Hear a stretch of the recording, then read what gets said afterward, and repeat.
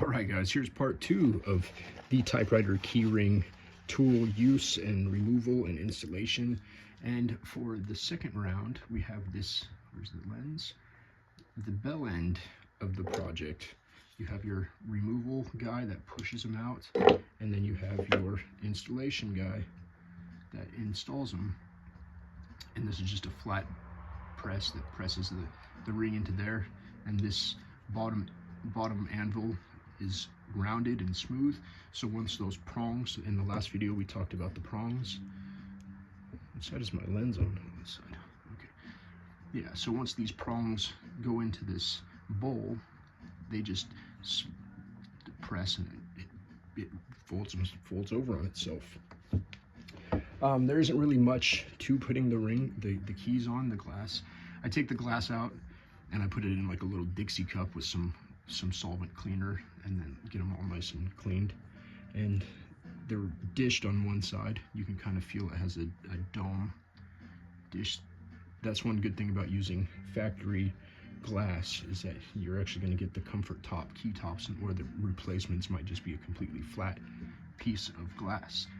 And to do yourself and others favors in the end, for the next time, you're going to want to try to manually start these with the prong that we talked about facing you, so that way next time you go to remove it, you're not over on this side trying to go on the side to get the prongs into the three seashells to wipe the thing off. And to put these on, you just kind of feed it in there and you give it a little squeeze like so, and it's as simple as that. Putting them on is a little easier than taking them off, but there's still some margin of error, no pun intended. You don't want to go crazy. You just want to make sure that everything is situated on there, nice and flush, nice and flat. And yeah, we'll do one more, a couple more maybe, just because we're chatting it up. And what I would oftentimes what I'll do is I'll set up the whole row and just bounce one to the next. We'll set up a few of them. Just get yourself some flat, get that, like so. Put a rain cap on. Make sure that I'm gonna put that prong. Oh, and see, I turned it. Now the paper turned inside there, so we're gonna have to reset the paper. And then what I'll do, if I have the paper, you can use a needle, or if you have a spring hook tool available, the hook end can help you rotate the key legend back into position. So throw that on there. Make sure our prong is facing forward.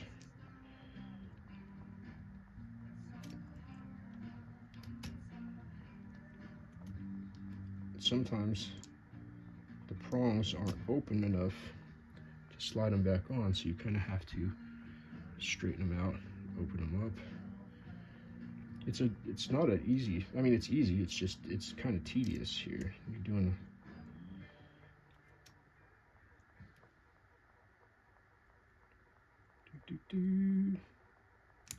Nope, I'm gonna just swap rings and see if I can just get this in here so we can continue with the video. Yeah, there we go.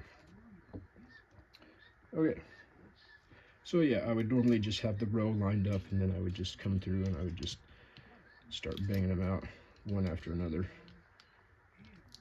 Make sure they get on there, like so. And that would be how it works. That'd be how we do it. But guys, it's getting late and I'm tired, so we're just gonna call it here. And yeah, everything looks good.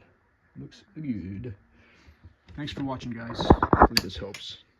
This is a Royal Model O, and the Model O's normally have the, I don't even have a, normally have plastic celluloid key caps, glass, I don't know, and they just yellow. Maybe they're yellow from the factory, but it's celluloid. They're cheap and tiddlywinks. and I don't like it yellow. So if I can put the key legends are white underneath those, even though you see a yellow typewriter or yellow key model O, and you could just put glass over it, and when you put the glass over it, it will convert it to a more pleasing look, unless you kind of like the tea-soaked teeth stain look. All right, guys, have a good weekend.